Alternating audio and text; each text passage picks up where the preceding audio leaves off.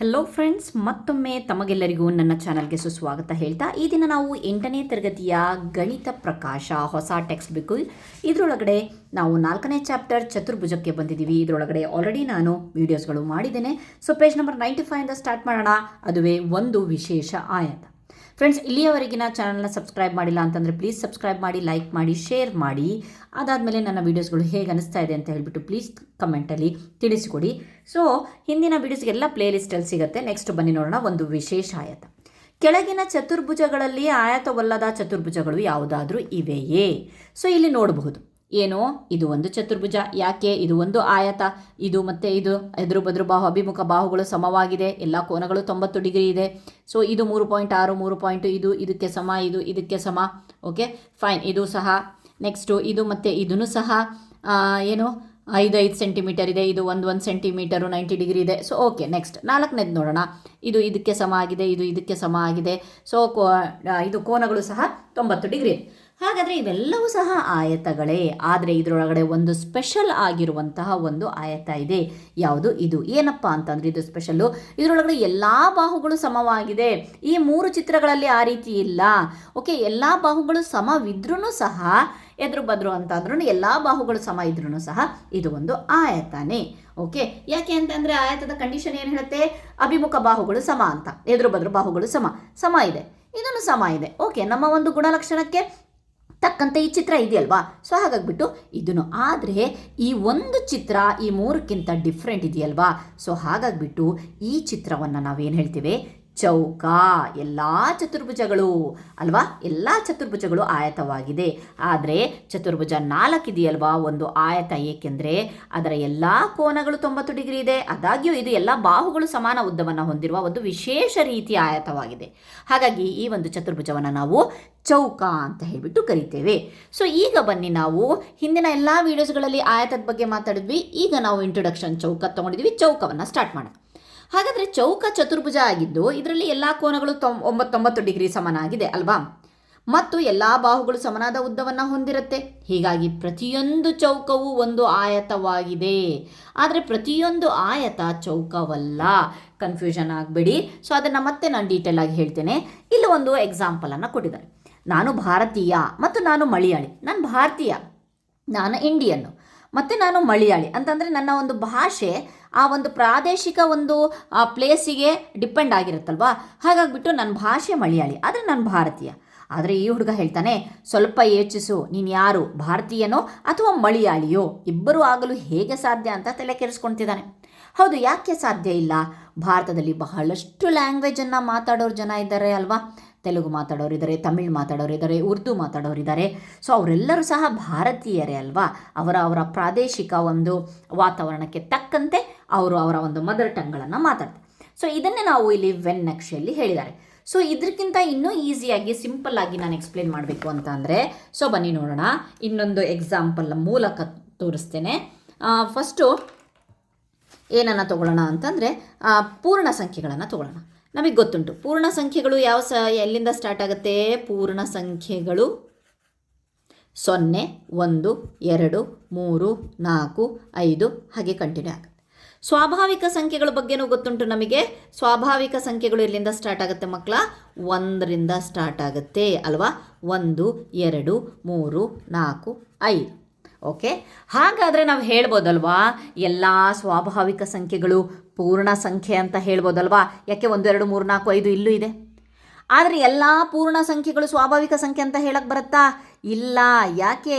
ಇಲ್ಲಿ 0 ಅನ್ನೋದು ಇದೆ ಪೂರ್ಣ ಸಂಖ್ಯೆಯಲ್ಲಿ, ಆದರೆ ಸ್ವಾಭಾವಿಕ ಸಂಖ್ಯೆಯಲ್ಲಿ ಇಲ್ಲ. ಅದನ್ನೇ ನಾವು ಒಂದು ವೆನ್ ನಕ್ಷೆ ಮೂಲಕ ಹೇಳೋದಾದರೆ, ಇಲ್ಲಿ ಚೌಕ ಮತ್ತು ಆಯತಕ್ಕೆ ಕೊಟ್ಟಿದ್ದಾರೆ ವೆನ್ ನಕ್ಷೆ ನಿಮ್ಮ ಚಿತ್ರದಲ್ಲಿ. ಅದೇ ರೀತಿ ನಾನು ಇಲ್ಲಿ ಹೇಳೋದಾದರೆ ವೆನ್ ನಕ್ಷೆ ಮೂಲಕ ನಾವು ಇದನ್ನು ಎಕ್ಸ್ಪ್ಲೇನ್ ಮಾಡೋದಾದರೆ, ಇಲ್ಲಿ ನೋಡಿ. ಓಕೆ, ಇದು ಯಾವುದು? ಪೂರ್ಣ ಸಂಖ್ಯೆ.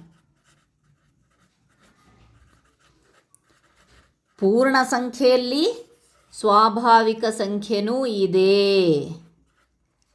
ಆದರೆ ಸ್ವಾಭಾವಿಕ ಸಂಖ್ಯೆಯಲ್ಲಿ ಪೂರ್ಣ ಸಂಖ್ಯೆ ಇಲ್ಲ, ಯಾಕೆಂತಂದರೆ 0 ಇದೆ ಪೂರ್ಣ ಸಂಖ್ಯೆಯಲ್ಲಿ. ಸೊ ಇದನ್ನು ನಾವು ಒಂದು ವೆನ್ನಕ್ಷೆ ಮೂಲಕ ತೋರಿಸ್ತೇವಲ್ವಾ. ಸೊ ಅರ್ಥ ಆಗಿದೆ ಅಂದ್ಕೊಂಡಿದ್ದೀನಿ. ಈಗ ನಾನು ಇಲ್ಲೇ ಒಂದು ಸ್ಟೇಟ್ಮೆಂಟ್ ಕೊಟ್ಟಿದ್ದಾರಲ್ಲ, ಅದನ್ನು ನಾನು ಬರ್ತೇನೆ. ಏನು ಅಂತ ಹೇಳಿ, ಪ್ರತಿಯೊಂದು ಚೌಕವು ಒಂದು ಆಯತ. ಫಾರ್ ಎಕ್ಸಾಂಪಲ್ ಏನು, ಪ್ರತಿಯೊಂದು ಚೌಕದ ಗುಣಲಕ್ಷಣದ ಪ್ರಕಾರ ನಾನಿಲ್ಲಿ ಚೌಕವನ್ನು ಬಿಡಿಸ್ತೇನೆ. ಇದು 2 ಸೆಂಟಿಮೀಟರ್, ಇದು 2 ಸೆಂಟಿಮೀಟರ್, ಇದು 2 ಸೆಂಟಿಮೀಟರ್, 2 ಸೆಂಟಿಮೀಟರ್. ಓಕೆ, ಸೊ ನಮ್ಮ ಎಲ್ಲ ಆಯತದ ಗುಣಲಕ್ಷಣಗಳನ್ನು ಇದು ಹೇಳುತ್ತೆ. ಹೇಗೆ, ಎದುರು ಬದುರು ಬಾಹುಗಳು ಸಮ, ಆಮೇಲೆ ಎಲ್ಲ ಕೋನಗಳು 90 degree. Okay fine, 90 degree. Okay, ಈಗ ನಾನು ಒಂದು ಆಯತವನ್ನು ಬಿಡಿಸ್ತೇನೆ. ಇದು ಚೌಕನೂ ಹೌದು, ಆಯತನೂ ಹೌದು. ಆದರೆ ಈಗ ನಾನಿಲ್ಲಿ ಆಯತವನ್ನು ಬಿಡಿಸಿದಾಗ ಇದು 3 ಸೆಂಟಿಮೀಟರ್, ಇದು 5 ಸೆಂಟಿಮೀಟರ್, ಇದು 3 ಸೆಂಟಿಮೀಟರ್, ಇದು 5 ಸೆಂಟಿಮೀಟರ್. ಇದನ್ನು ಈಗ ನೀವು ಆ ಚೌಕ ಅಂತ ಹೇಳಕ್ಕೆ ಬರುತ್ತಾ? ಇಲ್ಲ, ಇದು ಒಂದು ಆಯತವಷ್ಟೇ, ಇದು ಒಂದು ಆಯತವಷ್ಟೇ.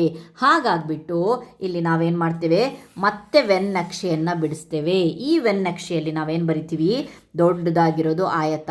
ಈ ಆಯತವು ಚೌಕವನ್ನು ಹೊಂದಿದೆ. ಓಕೆ, ಹಾಗಾದರೆ ಚೌಕ, ಎಲ್ಲ ಚೌಕಗಳು ಆಯತವಲ್ಲ, ಎಲ್ಲ ಚೌಕಗಳು ಆಯತವಲ್ಲ. ಓಕೆ ಫೈನ್, ಸಾರಿ ಮಿಸ್ಟೇಕ್ ಮಾಡಿಬಿಟ್ಟೆ. ಎಲ್ಲ ಚೌಕಗಳು ಆಯತ, ಆದರೆ ಎಲ್ಲ ಆಯತವು ಚೌಕವಲ್ಲ. ಇನ್ನು ನಾನು ಮಿಸ್ಟೇಕ್ ಮಾಡಿದ್ದಕ್ಕೆ ಇನ್ನೊಂದು ಸ್ವಲ್ಪ ಡೀಟೇಲ್ ಆಗಿ ಮತ್ತೊಂದು ಸಲ ಹೇಳ್ತೇನೆ. ಇಲ್ಲಿ ನೋಡಿ ಏನಪ್ಪ ಅಂತಂದರೆ, ಈಗ ನಾನು ಆಯತವನ್ನು ಬಿಡಿಸ್ತಾ ಇದ್ದೇನೆ. ಓಕೆ, 2 ರೀತಿಯ ಆಯತವನ್ನು ಬಿಡಿಸ್ತಾ ಇದ್ದೇನೆ. ಸೊ ಆವಾಗಲೇ ತೊಗೊಂಡಿದ್ದೆ 3 centimetre, 5 centimetre, 5 centimetre, 3 centimetre. So ಇದು ಚೌಕ ಇದೆ. ಇದು ಎಷ್ಟು, 4 centimetre, 4 centimetre, 4 centimetre, 4 centimetre. Okay, ನೋಡ್ತಾ ಇದ್ದೀರಾ. ಈಗ ನಾನು ಏನು ಕನ್ಕ್ಲೂಷನಿಗೆ ಬರ್ತೇನೆ, ಇದೂ ಸಹ ಆಯತ, ಇದು ಆಯತ, ಇದನ್ನು ಸಹ ನಾನು ಆಯತ ಅಂತ ಹೇಳ್ತೇನೆ. Okay, there is 2 options, 2 options, ಇದೂ ಆಯತ, ಇದೂ ಆಯತ ಅಂತಂದರೆ ಎಲ್ಲ ಚೌಕಗಳು ಆಯತ. ಅರ್ಥ ಆಯ್ತಾ? ನೀನು ಯಾವುದೇನ್ನ ಎಷ್ಟೇ ಸೆಂಟಿಮೀಟರ್ ತಗೊಳ್ಳಿ, ಅದು ಇದರ ಗುಣಲಕ್ಷಣವನ್ನು ಹೊಂದಿದೆ. ಆದರೆ ಎಲ್ಲ ಆಯತಗಳು ಚೌಕವಲ್ಲ. ಯಾಕೆ? 2ನೇದು ಪಾಯಿಂಟ್ ಏನೋ, ಎಲ್ಲ ಆಯತವು ಚೌಕವಲ್ಲ. ಸೊ ಇದೇನೋ ಬಿಡಿಸ್ದೆ, ಇದನ್ನು ನೀವು ಆಯತ ಅಂತ ಹೇಳಿದ್ರಿ. ಓಕೆ, ಹಾಗಾದರೆ ಇದನ್ನೇನು ಹೇಳ್ತೀರಾ ಅಲ್ವಾ? ಇದನ್ನೇನು ಹೇಳ್ತೀರಾ? ಇದು ಆಯತ. ಹಾಗಾದರೆ ಇದು ಚೌಕ ಅಲ್ಲ, ಇದು ಚೌಕ ಅಂತ ಒಪ್ಕೊಳ್ಳೋಣ. ಅದಕ್ಕೋಸ್ಕರ ಎಲ್ಲ ಆಯತಗಳು ಚೌಕವಲ್ಲ. ಹಾಗಾಗಿಬಿಟ್ಟು ಈ ವೆನ್ನಕ್ಷೆ ಮೂಲಕ ಆಯತ ಅಂತಂದರೆ ಚೌಕವನ್ನು ಹೊಂದಿದೆ, ಆದರೆ ಚೌಕವು ಆಯತವನ್ನು ಹೊಂದಿಲ್ಲ ಇಲ್ಲ. ಹಾಗಾಗಿಬಿಟ್ಟು ಈ ವೆನ್ನಕ್ಷೆಯನ್ನು ತೋರಿಸಿದ್ದಾರೆ ನಿಮ್ಮ ಒಂದು ಪೇಜಲ್ಲಿ ಅಷ್ಟೇ. ಇದಾದಮೇಲೆ ನೆಕ್ಸ್ಟ್ ಬರೋಣ ಏನಂತ ಹೇಳಿ, ಮತ್ತೊಮ್ಮೆ ಕಾರ್ಪೆಂಟರ್ ಸಮಸ್ಯೆ. ಫಸ್ಟ್ನೇ ವಿಡಿಯೋದಲ್ಲಿ ನಾವು ಕಾರ್ಪೆಂಟರ್ ಸಮಸ್ಯೆಯನ್ನು ನೋಡಿದ್ವಿ. ಸೊ ನೆನಪು ಮಾಡ್ತೀನಿ ನಾನು, ಏನಪ್ಪ ಅಂತಂದರೆ ಕಾರ್ಪೆಂಟರು 2 ಕಟ್ಟಿಗೆಗಳನ್ನು, ಕೋಲನ್ನು ಇಟ್ಕೊಂಡು ಯಾವ ರೀತಿಯಾಗಿ ಇದನ್ನು ಜೋಡಿಸಿದ್ರೆ ನನಗೆ ಪರ್ಫೆಕ್ಟ್ ಆಗಿರುವಂಥ ಆಯತಗಳು ಸಿಗತ್ತೆ ಅಂತ ಹೇಳಿದ್ರಲ್ವ. ಮತ್ತೆ ಇಲ್ಲಿ ನಾವು ಮತ್ತೆ ಅದೇ ಕಾರ್ಪೆಂಟರ್ ಸಮಸ್ಯೆಯನ್ನು ಪರಿಗಣಿಸೋಣ. ಮರದ ಪಟ್ಟಿಗಳನ್ನು ಅವುಗಳ ತುದಿಗಳ ಮೂಲಕ ಹಾದು ಹೋಗುವ ದಾರವು ಚೌಕವನ್ನು ರೂಪಿಸುವಂತೆ ಇರಿಸಿದಾದರೆ ಏನು ಮಾಡಬೇಕು? ಓಕೆ ಫೈನ್, ಮತ್ತೆ 2 ಮರದ ಪಟ್ಟಿಗಳು ಬಂತು. ಓಕೆ, ಈಗ ಮರದ ಪಟ್ಟಿಗಳನ್ನು ಯಾವ ರೀತಿಯಾಗಿಟ್ಟು ನೀವು ಚೌಕವನ್ನು ರೆಡಿ ಮಾಡ್ತೀರಾ ಅಂತ ಹೇಳಿಬಿಟ್ಟು ಪ್ರಶ್ನೆ ಇದೆ. ಆಯತದ ಪ್ರಕರಣಕ್ಕೆ ಕಾರ್ಪೆಂಟರ್ ಸಮಸ್ಯೆಯನ್ನು ಪರಿಹರಿಸಿದಾಗ ಎಲ್ಲ ಕೋನಗಳು 90 ಡಿಗ್ರಿ ಅಲ್ವಾ ಹೊಂದಿರುವ ಚತುರ್ಭುಜವನ್ನು ಪಡೆಯಲು ಕರ್ಣಗಳನ್ನು ಅವು ಸಮಾನ ಉದ್ದಗಳಾಗಿರುವಂತೆ ಮತ್ತು ಅವು ಪರಸ್ಪರ ಅರ್ಧಿಸುವುದು ಅಂತಂದರೆ ಕರೆಕ್ಟಾಗಿ ಅರ್ಧ. ಇದು 8 ಸೆಂಟಿಮೀಟರ್ ಇದ್ದರೆ ಇದು 4, ಇದು 4, ಇದು 4, ಇದು 4. ಒಂದು ವೇಳೆ ಇದು 4 ಸೆಂಟಿಮೀಟರ್ ಇದ್ದರೆ ಇದು 2 ಸೆಂಟಿಮೀಟರ್. ಪರಸ್ಪರ ಅರ್ಧಿಸುವುದು ಅಂತಂದರೆ ಎಕ್ಸಾಕ್ಟಾಗಿ ಈಕ್ವಲ್ ಮಾಡೋದು ಅಂತ ಹೇಳಿ. ಓಕೆ, ಹಾಗಾದರೆ ನೆಕ್ಸ್ಟ್ ನಿರ್ಧಾರಕವನ್ನು ನೋಡೋಣ. ಇದರೊಳಗೂ ಸಹ ಇದೇ ರೀತಿಯಾಗಿ ಬರುತ್ತಾ ಅಂತ ಹೇಳಿ. ಹೌದು, ಇದೇ ರೀತಿಯಾಗಿ ಬರುತ್ತೆ. ಬಟ್ ಏನಪ್ಪ ಅಂತ ಅಂದರೆ, ನಿರ್ಧಾರಕ ಇದರಲ್ಲಿ ಕರ್ಣಗಳಿಂದ ರೂಪುಗೊಂಡ ಕೋನ ಹೇಗಿರಬೇಕು.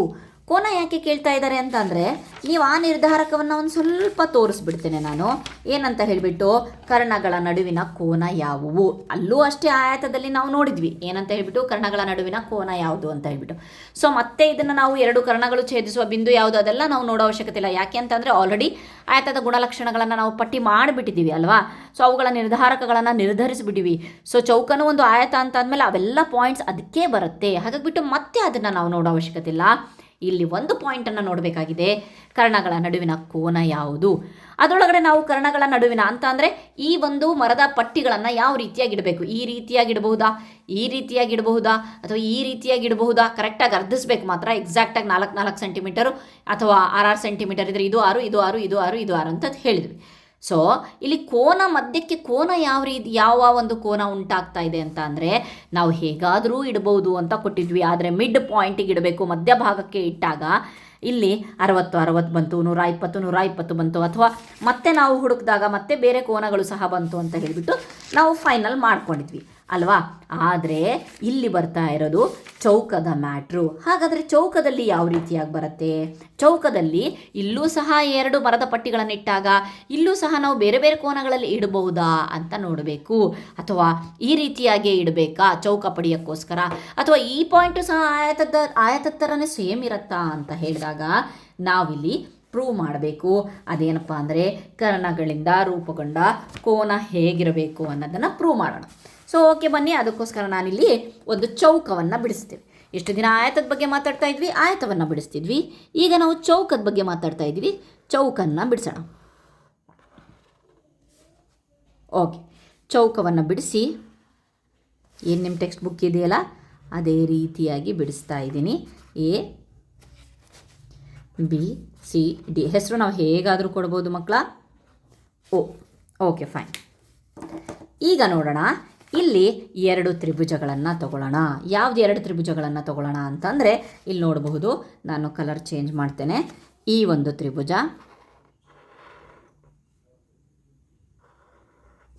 ಅದಾದಮೇಲೆ ಇದೊಂದು ತ್ರಿಭುಜವನ್ನು ತಗೊಳ್ಳೋಣ.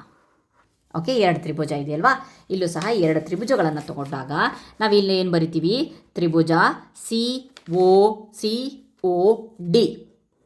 ಮತ್ತು ತ್ರಿಭುಜ COB ಎಲ್ಲಿ ಏನು ಕಾಮನ್ ಇದೆ? 2 ತ್ರಿಭುಜಗಳಿಗೂ ಒಂದು ಬಾಹು ಸೇಮ್ ಇದೆ ನೋಡ್ರಿ ಅಲ್ವಾ, ಕಾಮನ್ ಆಗಿರೋದು ಯಾವುದು? OC ಇದಕ್ಕೂ ಬಂದಿದೆ ಇದಕ್ಕೂ ಬಂದಿದೆ. ಹಾಗಾಗಿಬಿಟ್ಟು OC = OC. ಯಾಕೆ? ಸಾಮಾನ್ಯವಾಗಿದೆ, ಸಾಮಾನ್ಯ ಬಾಹು ಅಂತ ಯಾಕೆ ಅನ್ನೋದನ್ನು ಬರಿಬೇಕು ನಾವು ಇಲ್ಲಿ. OC = OC. ಅದಾದಮೇಲೆ ನೆಕ್ಸ್ಟು ಇನ್ನೊಂದಿದೆ, ಯಾವುದಪ್ಪ ಅಂತಂದರೆ OD = OB. ಯಾಕೆ? ಆಲ್ರೆಡಿ ಹೇಳಿದ್ದೀವಿ ನಾವು ಏನಂತ ಹೇಳಿಬಿಟ್ಟು, ಕರ್ಣಗಳು ಪರಸ್ಪರ ಅರ್ಧಿಸುತ್ತವೆ. ಅಂದರೆ ಕರೆಕ್ಟಾಗಿ ಅರ್ಧ ಮಾಡಿದೆ. ಇದು 4 ಅಂದರೆ ಇದು 4, ಇದು 8 ಆದರೆ ಇದು 8, ಇದು 10 ಆದರೆ ಇದು 10, ಅರ್ಧ. ಹಾಗಾಗಿಬಿಟ್ಟು ಈ ಬಾಹುಗೆ ಸಮ. OD = OB. ಕರ್ಣಗಳು, ರೀಸನ್ ಬರಿಬೇಕು, ಕರ್ಣಗಳು ಪರಸ್ಪರ ಅರ್ಧಿಸುತ್ತವೆ. ಇದು ಆಲ್ರೆಡಿ ಪ್ರೂವ್ ಮಾಡಿದ್ದೇವೆ ನಾವು. ನೆಕ್ಸ್ಟ್ ಅದಾದಮೇಲೆ ಏನು ಬರುತ್ತೆ? ಇನ್ನೊಂದು ಕಾಮನ್ ಇದೆ, ಅದುವೇ DC = CB. ಯಾಕೆ? ಚೌಕದಲ್ಲಿ ಎಲ್ಲ ಬಾಹುಗಳು ಸಮ, ಆಲ್ರೆಡಿ ಗುಣಲಕ್ಷಣದಲ್ಲಿದೆ. ಸೊ ಅದಕ್ಕೋಸ್ಕರ DC = CB. ಚೌಕದ ಎಲ್ಲ ಬಾಹುಗಳು ಸಮ. ರೀಸನ್ ಬರಿಬೇಕಿಲ್ಲಿ. Okay fine. ಹಾಗಾದರೆ ನಮಗೆ ಏನು ಸಿಕ್ಕಿದೆ? 1 ಬಾಹು ಸಿಕ್ತು, 2ನೇ ಬಾಹು ಸಿಕ್ತು, 3ನೇ ಬಾಹು ಸಿಕ್ತು. ನನ್ನ ಮೊದಲನೇ ವಿಡಿಯೋದಲ್ಲಿ ಪ್ಲೀಸ್ ಮತ್ತೊಂದು ಸಲ ಹೇಳ್ತಾ ಇದ್ದೀನಿ, ಮೊದಲನೇ ವಿಡಿಯೋ ನೋಡಿಕೊಂಡೇ ಮುಂದುವರಿಸಿರಿ. ಯಾಕೆಂತಂದರೆ ಮೊದಲನೇ ವಿಡಿಯೋದಲ್ಲಿ ನಾನು ಸರ್ವಸಮತೆಗೆ ರಿಲೇಟೆಡ್ ಆಗಿ ಕಂಪ್ಲೀಟಾಗಿ ಎಕ್ಸ್ಪ್ಲೇನ್ ಮಾಡಿದ್ದೀನಿ. ಏನು ಬಾಹು ಅಂದ್ರೇನು, ಬಾ ಅಂದ್ರೇನು, ಕೋ ಅಂತ ಅಂದ್ರೇನು ಅಂತ ಹೇಳ್ಬಿಟ್ಟೆಲ್ಲ ಹೇಳಿದ್ದೀನಲ್ವಾ. ಸೊ ಇಲ್ಲಿ ನಮಗೆ 3 ಬಾಹುಗಳು ಸಿಗಿರೋದ್ರಿಂದ ಏನು, ಅಕಾರ್ಡಿಂಗ್ ಟು ದ ಎಸ್ ಬಾಹು ಆಧಾರದ ಮೇಲೆ ನಾವು ಈ ತ್ರಿಭುಜಕ್ಕೆ ಸರ್ವಸಮವಾಗಿದೆ ಅಂತ ಹೇಳ್ಬೋದು. COD congruent to COB. Okay, ಯಾವುದ್ರ ಮೂಲಕ ಹೇಳಿದ್ವಿ ನಾವು? ಇಲ್ಲಿ ಬಾಹು ಎಸ್ ಆಧಾರದ ಮೇಲೆ. ಓಕೆ, ಇಷ್ಟೊತ್ತವರೆಗೆ ನಾವು ಪ್ರೂವ್ ಮಾಡಿದ್ದೇನು? ನಾವು ಕೋನವನ್ನು ಹುಡುಕಕ್ಕೆ ಹೋದ್ವಿ, ಬಟ್ ನಾವು ಇಲ್ಲಿ ತ್ರಿಭುಜನ ಸರ್ವಸಮತೆ, ಎಸ್ ಮಕ್ಕಳ, ತ್ರಿಭುಜನ ಸರ್ವಸಮತೆ ಅಂತ ಹೇಳಿಬಿಟ್ಟು ನಾವು ಪ್ರೂವ್ ಮಾಡಿದ್ಮೇಲೆ ಈಸಿಯಾಗಿ ಕೋನಗಳನ್ನು ಸಹ ಈಗ ಪ್ರೂವ್ ಮಾಡಬಹುದು. Without that we can't prove anything. ಈ ಒಂದು ಪ್ರೂವ್ ಮಾಡಿಲ್ಲದೆ ನೀವು ಈ SSS ಅಥವಾ ಈ ಕಾಂಗ್ರುಯೆನ್ಸಿನ ಪ್ರೂವ್ ಮಾಡಿದೆ. ಕಾಂಗ್ರುಯೆನ್ಸಿ ಅಂತಂದರೆ ಸರ್ವಸಮತೆ. ಓಕೆ, ಈ ಒಂದು ಸರ್ವಸಮತೆಯನ್ನು ನಾವು ಪ್ರೂವ್ ಮಾಡಿದೆ ಕೋನಗಳು ಎಲ್ಲೆಲ್ಲಿ ಯಾವುದ್ಯಾವುದಕ್ಕೆ ಸಮ ಅಂತ ಹೇಳಿಬಿಟ್ಟು ಹೇಳೋಕ್ಕಾಗಲ್ಲ. ಹಾಗಾಗ್ಬಿಟ್ಟು ಈಗ ಮುಂದಿನ ಪೇಜಲ್ಲಿ ನಾವು ಕೋನಗಳನ್ನು ನೋಡೋಣ. ಸೊ ಮತ್ತೊಮ್ಮೆ ನಾನು ಚಿತ್ರ ಬಿಡಿಸ್ಕೊತೇನೆ. Okay fine. ಈಗ ಬರೋಣ ಸೊ ಅದೇ ಹೆಸರು ಕೊಡ್ತಾ ಇದ್ದೀನಿ, ಮತ್ತೆ ಅಲ್ಲಿ ಪೇಜ್ ತಿರುಗಿಸಿದ್ದೀನಿ ಅಂತ ಹೇಳ್ಬಿಟ್ಟು ಚಿತ್ರ ಬಿಡಿಸ್ತಾ ಇರೋದು. ನೀವು ಅದೇ ಪೇಜಲ್ಲಿ ಕಂಟಿನ್ಯೂ ಮಾಡ್ಬೋದು. ಈಗ ನಮಗೇನು ಸಿಕ್ಕಿದೆ, ಇದು ಸಿಕ್ಕಿದೆ, ಇದು ಇದಕ್ಕೆ ಸಮ ಅಂತ ಸಿಕ್ಕಿದೆ, ಇಲ್ಲೊಂದು ಪಾಯಿಂಟ್ ಇದೆ. ಓಕೆ. ಈಗ ನಾವು ಕೋನಗಳ ಮ್ಯಾಟ್ರಿಗೆ ಬಂದಾಗ ಒಂದು ಸ್ವಲ್ಪ ನೋಡಿ, ಈ ಒಂದು ಚೌಕವನ್ನು ತಿರುಗಿಸಿದಾಗ ಇಲ್ಲೊಂದು ರೇಖೆ ಇದೆ, ಇಲ್ಲಿ ಒಂದು ಕೋನ ಏರ್ಪಟ್ಟಿದೆ. ಆ ಕೋನ ಎಷ್ಟಿದೆ? 180. ಸರಳ ರೇಖೆ ಅಲ್ವಾ, ಹಾಗಾಗಿಬಿಟ್ಟು 180 ಡಿಗ್ರಿ. ಅದ್ರ ಬೇಸಸ್ ಮೇಲೆ ನಾವೇನು ಮಾಡ್ತೀವಿ, ಇಲ್ಲೊಂದು ಕೋನ ಇದೆ, ಆ ಕೋನ ಮತ್ತು ಇಲ್ಲೊಂದು ಕೋನ ಇದೆ. ಇದಕ್ಕೆ ನಾನು ಎ ಅಂತ ಹೇಳಿ ಹೆಸರು ಕೊಡ್ತೇನೆ. Okay fine. ಎ ಅಂತ ಹೇಳಿ ಹೆಸರು ಕೊಟ್ಟಾಗ ಕೋನ ಎ ಪ್ಲಸ್ ಕೋನ A is equal to 180 degree. A 2a is equal to 180 degree. Okay, linear pair. ಇದಕ್ಕೆ ನಾವೇನು ಹೇಳ್ತೀವಿ, ಕೋನ ಎ ಪ್ಲಸ್ ಎ ಅಂತ ಹೇಳಿದ್ರೆ ಪರಿಪೂರಕ ಕೋನಗಳು ಅಂತ ಹೇಳ್ತೀವಲ್ವಾ. ಸೊ ಹಾಗಾಗ್ಬಿಟ್ಟು ಅದನ್ನು ಬರಿಬೋದು ನಾವು. ಪರಿಪೂರಕ ಕೋನಗಳು, ಎರಡು ಕೋನಗಳು ಇಲ್ಲಿ ಅವುಗಳ ಮೊತ್ತ 180 ಡಿಗ್ರಿಗೆ ಆಗಿರುತ್ತೆ. ಇದು ಪರಿಪೂರಕ ಕೋನಗಳು ಅಂತ ಬರೆದ್ರು. Okay, 2a. ಹಾಗಾದರೆ A is equal to 180 degree by 2. A is equal to 2 9 18 90 degree. ಹಾಗಾದರೆ ಎ 90 ಡಿಗ್ರಿ ಆಯಿತು ಅಂತ ಅಂದರೆ, ಎ 90 ಡಿಗ್ರಿ ಆದರೆ ಈ ಏನು ಸಹ 90 ಡಿಗ್ರಿ ಅಲ್ವಾ. ಸೊ ಹಾಗಾಗಿಬಿಟ್ಟು ಏನಾಯ್ತಪ್ಪ ಅಂತಂದರೆ ಕೋನ C O D is equal to ಕೋನ C O B. C O D 90 degree, C O B ಎರಡು ಕೋನಗಳು ಸಮ ಆಯ್ತಲ್ವಾ. ಸೊ ಇಲ್ಲಿ ಈಗ ಇದರ ಅಭಿಮುಖ ಕೋನಗಳು ಸಮ ಆಗಿರ್ತವಲ್ಲ. ಇದು 90 ಡಿಗ್ರಿ ಆದರೆ ಇದೆಷ್ಟಿರುತ್ತೆ? 90 ಡಿಗ್ರಿ. ಮೊದಲನೇ ವಿಡಿಯೋದಲ್ಲಿ ಹೇಳಿದ್ದೀನಿ ನಾನು ಶೃಂಗಾಭಿಮುಖ ಕೋನಗಳು ಅಂತ ಹೇಳಿ. ಓಕೆ, ಇದು 90 ಡಿಗ್ರಿ ಆದರೆ ಇದೆಷ್ಟಾಯಿತು? ಇದು ಸಹ 90 ಡಿಗ್ರಿ. ಹಾಗಾದರೆ ಇಲ್ಲಿ ಆಯತತ್ತರ 60 120 ಬೇರೆ ಬೇರೆ ಒಂದು ಕೋನಗಳಲ್ಲಿ ಅದು ಅರ್ಧಿಸಿಲ್ಲ. ಇಲ್ಲಿ ಎಕ್ಸಾಕ್ಟ್ 90 ಡಿಗ್ರಿ ಆಗಬೇಕು ಅಂತ ಅಂದರೆ ಎಕ್ಸಾಕ್ಟ್ ಈ ರೀತಿಯಾಗಿ ಈ ಒಂದು ಕರ್ಣಗಳು ಅರ್ಧಿಸಬೇಕು. ಕಾಣಿಸ್ತಿದೆಯಲ್ವಾ? ಈ ರೀತಿಯಾಗಿ ಅರ್ಧಿಸಬೇಕು. ಓಕೆ, ಆವಾಗಲೇ ನಮಗೆ ಏನು ಸಿಗೋದು? ಚೌಕ ಸಿಗೋದು. ಸೊ ಆಯತ ಥರ ಅಲ್ಲ. ಇದು ಒಂದು ಡಿಫ್ರೆನ್ಸ್ ಸಿಕ್ಬಿಡ್ತು ನಮಗೆ. Okay fine. ಸೊ ಹಾಗಾದರೆ ನಮಗೆ ಪ್ರೂವ್ ಆಯಿತು ಏನೋ, ಚೌಕದ ಕರ್ಣಗಳು ಪರಸ್ಪರ ಲಂಬ ಕೋನಗಳಲ್ಲಿ ಅರ್ಧಿಸುತ್ತದೆ. This is very important. ಚೌಕದ ಕರ್ಣಗಳು ಪರಸ್ಪರ ಲಂಬ ಕೋನಗಳಲ್ಲಿ ಅರ್ಧಿಸುತ್ತದೆ. ಅದೇ ಸ್ವಲ್ಪ ಹಿಂದೆ ರಿವೈಂಡ್ ಮಾಡ್ತೀನಿ. ಏನಪ್ಪ ಅಂತಂದರೆ ಆಯತದಲ್ಲಿ ಏನು ಬಂದಿತ್ತು? ನಿರ್ಧಾರಕದಲ್ಲಿ ಕರ್ಣಗಳ ನಡುವಿನ ಕೋನಗಳು ಎಷ್ಟೇ ಆಗಿರಲಿ, ಕರ್ಣಗಳು ಸಮನಾಗಿದ್ದರೆ ಅವು ಪರಸ್ಪರ ಅರ್ಧಿಸಿದರೆ ಉಂಟಾದ ತ್ರಿಭುಜ ಪ್ರತಿಯೊಂದು ಕೋನವು 90 ಡಿಗ್ರಿ ಆಗಿರುತ್ತದೆ ಅಥವಾ ಅಭಿಮುಖ ಕೋನ ಸಮವಾಗಿರುತ್ತದೆ. ಅದು ಒಂದು ಆಯತ. ಕರ್ಣಗಳ ನಡುವಿನ ಕೋನಗಳು ಎಷ್ಟೇ ಆಗಿರಲಿ ಅಂತ ಕೊಟ್ಟಿದ್ದಾರೆ. ಬಟ್ ಇಲ್ಲಿ ಚೌಕದ ಕರ್ಣಗಳು ಪರಸ್ಪರ ಲಂಬಕೋನದಲ್ಲಿ ಅರ್ಧಿಸುತ್ತದೆ. ಸೊ 90 ಡಿಗ್ರಿ ಆಗಿರಲೇಬೇಕು ಅನ್ನೋದು ಇಲ್ಲಿ ಪಾಯಿಂಟ್ ಬಂತು. ಹಾಗಾದರೆ ಲಂಬಕೋನದಲ್ಲಿ ಪರಸ್ಪರ ಅರ್ಧಿಸುವಂತೆ ನಾವು ಇಲ್ಲಿ ಎಳೆಯಬೇಕು. ಕಾರ್ಪೆಂಟರ್ ಯಾವ ರೀತಿಯಾಗಿ ಎಳಿಬೇಕು ಅಂತ ಹೇಳ್ಬಿಟ್ಟು ಗೊತ್ತಾಯ್ತು. ಹಾಗಾದರೆ ಈ ಸಂಗತಿಯನ್ನು ಬಳಸ್ಕೊಂಡು 8 ಸೆಂಟಿಮೀಟರ್ ಉದ್ದದ ಒಂದು ಕರ್ಣವಿರುವ ಚೌಕವನ್ನು ರಚಿಸಿ. ಓಕೆ ಮಾಡೋಣ. ಸೊ ಏನು ಮಾಡೋಣಪ್ಪ ಅಂತಂದರೆ ಫಸ್ಟ್ ಒಂದು 8 ಸೆಂಟಿಮೀಟರ್ ಕರ್ಣವನ್ನು ಎಳೆಯೋಣ. ಓಕೆ, ಅದಾದಮೇಲೆ ನೆಕ್ಸ್ಟು ಇನ್ನೊಂದು 8 ಸೆಂಟಿಮೀಟರ್ ಅಂತ ಅಂದರೆ ಗೊತ್ತಲ್ವ ನಮಗೆ, ಇನ್ನೊಂದು ಕರ್ಣನು 8 ಸೆಂಟಿಮೀಟರ್ ಬಟ್ ಪರಸ್ಪರ ಅರ್ಧಿಸತ್ತೆ. ಇದು 4 ಸೆಂಟಿಮೀಟರ್ ಆದರೆ ಇದು 4 ಸೆಂಟಿಮೀಟರ್, ಇದು 4 ಸೆಂಟಿಮೀಟರ್, ಇದನ್ನು ಪರ್ಫೆಕ್ಟಾಗಿ ನಾವು 4 ಸೆಂಟಿಮೀಟರ್ ಇಟ್ಟು ಅದಾದಮೇಲೆ ನೆಕ್ಸ್ಟು ಇದನ್ನು ನಾವು ಜಾಯಿನ್ ಮಾಡಿದ್ರೆ ಏನಾಗುತ್ತೆ? Will get square. ನಮಗೆ ಒಂದು ಚೌಕ ಸಿಗುತ್ತೆ. ಅದಕ್ಕೊಂದು ಹೆಸರು. ಇದು ಕರೆಕ್ಟಾಗಿ 90 ಡಿಗ್ರಿ ಎಲ್ಲೇ ಅರ್ಧಿಸತ್ತೆ. ಒಂದು ಹೆಸರು ಕೊಟ್ಟುಬಿಟ್ರೆ ನಮಗೆ ಆ ಕ್ವಶನಿಗೆ ಉತ್ತರ ಸಿಕ್ತು. Okay fine. 8 ಸೆಂಟಿಮೀಟರ್. ನೆಕ್ಸ್ಟ್ ನೋಡೋಣ ಚೌಕದ ಗುಣಲಕ್ಷಣಗಳು. ಚೌಕ ಒಂದು ವಿಶೇಷ ರೀತಿಯ ಆಯತವಾಗಿರುವುದರಿಂದ ಆಯತದ ಎಲ್ಲ ಗುಣಲಕ್ಷಣಗಳು ಚೌಕಕ್ಕೆ ಸರಿ ಹೊಂದತ್ತೆ. ನಾನು ಹೇಳಿದ್ದೆ ನಿರ್ಧಾರಕ 1 ಮತ್ತು ನಿರ್ಧಾರಕ 2ರಲ್ಲಿ ಜಾಮಿತಿಯ ತಾರ್ಕಿಕತೆಯ ಮೂಲಕ ನಾನು 2ನೇ ಒಂದು ವಿಡಿಯೋದಲ್ಲಿ ನಿರ್ಧಾರಕ ಅಂದ್ರೇನು, ಗುಣಲಕ್ಷಣ ಅಂದ್ರೇನು ಅಂತ ಹೇಳಿ ಡಿಟೇಲ್ ಆಗಿ ವಿತ್ ಎಕ್ಸಾಂಪಲನ್ನು ನಾನು ಕೊಟ್ಟಿದ್ದೇನೆ. Okay fine. ಈಗ ನೋಡೋಣ ತಾರ್ಕಿಕ ಮೂಲಕ ಇದು ನಿಜವೇ ಎಂದು ಪರಿಶೀಲಿಸಿ ಮತ್ತು ಅವು ಚೌಕಕ್ಕೂ ಅನ್ವಯಿಸುತ್ತದೆ ಅನ್ನೋದನ್ನು ಗಮನಿಸಿ. Okay fine. ಗುಣಲಕ್ಷಣ 1 ಹೇಳುತ್ತೆ ಚೌಕದ ಎಲ್ಲ ಬಾಹುಗಳು ಪರಸ್ಪರ ಸಮ. 2ನೇದು ಹೇಳುತ್ತೆ ಚೌಕದ ಅಭಿಮುಖ ಬಾಹುಗಳು ಪರಸ್ಪರ ಸಮ ಅಂತ ಹೇಳುತ್ತೆ. ಗುಣಲಕ್ಷಣ 3 ಏನು ಹೇಳುತ್ತಪ್ಪ ಅಂತಂದರೆ ಚೌಕದ ಎಲ್ಲ ಕೋನಗಳು 90 ಡಿಗ್ರಿ ಅಂತ ಹೇಳುತ್ತೆ. ಹೌದು. ನೆಕ್ಸ್ಟು ಗುಣಲಕ್ಷಣ 4 ಏನತ್ತೆ? ಚೌಕದ ಕರ್ಣಗಳು ಸಮಾನ ಉದ್ದವನ್ನು ಹೊಂದಿದೆ ಮತ್ತು ಅವುಗಳು 90 ಡಿಗ್ರಿ ಕೋನದಲ್ಲಿ ಪರಸ್ಪರ ಜಸ್ಟ್ ಈಗಷ್ಟೇ ಪ್ರೂವ್ ಆಯಿತು. 4ನೇದು. Okay fine. ಹಾಗಾದರೆ ಚೌಕದ ಇನ್ನೊಂದು ವಿಶೇಷ ಗುಣ ಇದೆ. ಏನು ಗುಣ? ಸೊ ಆ ಏನು ಗುಣ ಅಂತ ಅಂದರೆ, ಸೊ ಮತ್ತೊಮ್ಮೆ ನಾನು ಒಂದು ಚೌಕವನ್ನು ಬಿಡಿಸ್ಕೊಳ್ತೀನಿ ಇಲ್ಲಿ. ಓಕೆ ಫೈನ್, ನೋಡೋಣ. ಈ ಒಂದು ಚೌಕದ ಇನ್ನೊಂದು ವಿಶೇಷ ಗುಣ ಇದೆಯಂತೆ. ಆ ಗುಣ ಏನು ಅನ್ನೋದನ್ನು ನಾವಿಲ್ಲಿ ಫೈಂಡ್ ಔಟ್ ಮಾಡೋಣ. ಸೊ ಹಾಗಾಗ್ಬಿಟ್ಟು ಇಲ್ಲಿ ಏನು ಆಲ್ರೆಡಿ ನಿಮ್ಮ ಒಂದು ಟೆಕ್ಸ್ಟ್ ಬುಕ್ಕಲ್ಲಿ ನಾನೇನು ಮಾಡ್ಕೊಂಡಿರೋದಲ್ಲ, ಟೆಕ್ಸ್ಟ್ ಬುಕ್ಕಲ್ಲಿ ಕೊಟ್ಟಿರೋ ಒಂದು ಚಿತ್ರ, ಆ ಚಿತ್ರವನ್ನೇ ನಾನು ತೊಗೊಂಡು ಈಗ ನಾನು ಆ ವಿಶೇಷ ಗುಣ ಏನು ಅನ್ನೋದನ್ನು ನೋಡ್ತಾ ಇದ್ದೀನಿ. ಸೊ ಇಲ್ಲಿ ಮೊದಲನೇ ವಿಶೇಷ ಗುಣ ಏನಪ್ಪ ಅಂತಂದರೆ, ಇಲ್ಲಿ ಕೋನ 1 ಇದೆಯಲ್ವಾ, ಅದು ಕೋನ 3ಕ್ಕೆ ಸಮ ಅಂತ ನಾನು ಹೇಳ್ತೇನೆ. ಯಾಕೆ ಹೇಳ್ತೇನೆ ಅಂತಂದರೆ, ಕೋನ 1 ಕೋನ 3ಕ್ಕೆ ಸಮ ಅಂತ ಹೇಳ್ತೀನಿ. ಯಾಕೆ ಹೇಳ್ತೇನೆ ಅಂತಂದರೆ, ನೀವು ನೋಡ್ಬೋದು ಈ ಬಾಹುಕ್ಕೆ ಸಮ.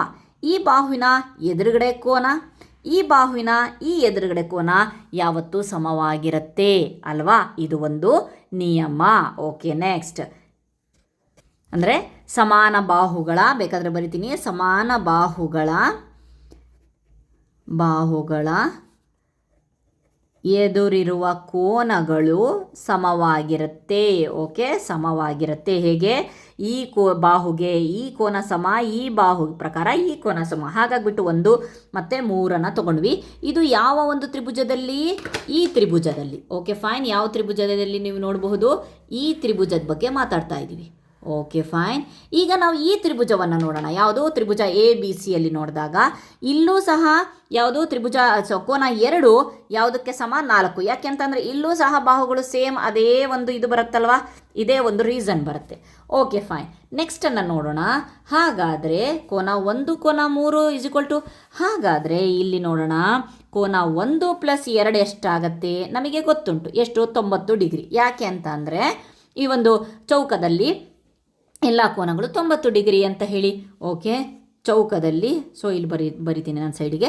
1 + 2 = 90 ಡಿಗ್ರಿ. ಕೋನ 1 ಮತ್ತು 2 ಸೇರಿಸಿದ್ರೆ 90 ಡಿಗ್ರಿ ಆಗುತ್ತಲ್ವಾ? ಅದೇ ರೀತಿ ಕೋನ ಮತ್ತು 3 ಮತ್ತು 4 ಸೇರಿಸಿದ್ರು ಸಹ 90 ಡಿಗ್ರಿ ಆಗುತ್ತೆ. ಫಸ್ಟ್ ಇದನ್ನು ತೊಗೊಳ್ಳೋಣ. 1 ಮತ್ತು 2 = 90 ಡಿಗ್ರಿ. ಹಾಗಾದರೆ ಕೋನ 1 + 3 ಇದನ್ನು ಒಂದು ತ್ರಿಭುಜದಷ್ಟೇ ಹುಡ್ಕೋಣ. ಕೋನ 1 + 3 ಪ್ಲಸ್ ಈ 90 ಡಿಗ್ರಿ = 180 ಡಿಗ್ರಿ. ಕನ್ಫ್ಯೂಸ್ ಆಗಬೇಡಿ, ಮತ್ತೊಂದು ಸಲ ಹೇಳ್ತೇನೆ. ಏನು? ಫಸ್ಟು ನಾವು ನೋಡಿದ್ವಿ 1 + 2 = 90 ಡಿಗ್ರಿ. ಅದು ಹಾಗೆ ಇರಲಿ. ಈಗ ಕೋನ 1 + 3 ಪ್ಲಸ್ ಈ 90 ಡಿಗ್ರಿ ಅಂತ ಅಂದರೆ ಎ ಕೋನ 1, ಸಿ ಕೋನ 3, ಡಿ ಕೋನ ಅಂತೂ ನಮಗೆ ಗೊತ್ತುಂಟು, ಡಿ ಕೋನ 90 ಡಿಗ್ರಿ ಅಂತ ಹೇಳಿ. ಇವು 3 ಅಂದರೆ ತ್ರಿಭುಜದ 3 ಒಳಕೋನಗಳ ಮೊತ್ತ ಎಷ್ಟಿರುತ್ತೆ? 180 ಡಿಗ್ರಿ ತೊಗೊಂಡೆ. ಓಕೆ, ಸೊ ಇಲ್ಲಿ 1, ಸೊ ಏನು ಹೇಳ್ಬೋದಪ್ಪ ಅಂತಂದರೆ 3 ಒಂದನೇ ಕೋನ 3ನೇ ಕೋನಕ್ಕೆ ಸಮ ಅಲ್ವಾ? ಹಾಗಾಗಿಬಿಟ್ಟು ಮತ್ತೊಂದು ಸಲ 3 ಬರೆಯೋದೇನೋ, 2 ಸಲ ಕೋನ 1 ಅಂತ ಬರೀತೇನೆ. 2 × ಕೋನ 1 ಅಂತ ಹೇಳ್ಬಿಟ್ಟು ಬರಿತೀನಿ. ಯಾಕೆಂದರೆ 1 + 1 2 ಸಲ ಕೋನ 1, ಯಾಕಂದರೆ 3 ಅಂದ್ರೇ 1 ಅಂತೆ. Plus 90 degree = 180 degree. ಓಕೆ, 2 × ಮೊದಲನೇ ಕೋನ ಪ್ಲಸ್ ಬೇಡ 180 ಡಿಗ್ರಿ -90 ಈ ಕಡೆ ಬಂತು. ಸೊ 2 × ಮೊದಲನೇ ಕೋನ = 90 ಡಿಗ್ರಿ. ಸೊ ಕೋನ 1 = 90 / 2, ಈ 2 ಇಲ್ಲಿ ಹೋಯಿತು. ಸೊ ಕೋನ 1 ಎಷ್ಟಾಯಿತು? 45 ಡಿಗ್ರಿ. ಸೊ ನಮಗೆ ಎಷ್ಟು ಬಂತು? ಕೋನ 1 45 ಡಿಗ್ರಿ. ಆಲ್ರೆಡಿ 1 3ಕ್ಕೆ ಸಮ ಅಲ್ವಾ? ಸೊ 45 ಡಿಗ್ರಿ ಅಂದರೆ 3ನೇದು ಸಹ 45 ಡಿಗ್ರಿ ಬಂದುಬಿಡ್ತು ಅಲ್ವಾ? ಅದಾದಮೇಲೆ ನೆಕ್ಸ್ಟು ತ್ರಿಭುಜ ABC ಅನ್ನು ನೋಡೋಣ. ಸೊ ಹಾಗೆ ಹೇಳ್ಬೋದು, ಏನಂತ ಹೇಳಿಬಿಟ್ಟು ಇಲ್ಲಿ 90 ಡಿಗ್ರಿ ಇದೆ ಅಲ್ವಾ? 90ಲ್ಲಿ 45 ತೆಗೆದ್ರೆ 45 ಡಿಗ್ರಿ, ಇದು 45 ಡಿಗ್ರಿ ಆದರೆ ಇದು 45. ಬಟ್ ನಾವು ಇಲ್ಲಿ ಪ್ರೂವ್ ಮಾಡಬೇಕಲ್ವಾ ಸ್ಟೆಪ್ ಮೂಲಕ. ಸೊ ಬನ್ನಿ ಪ್ರೂವ್ ಮಾಡೋಣ.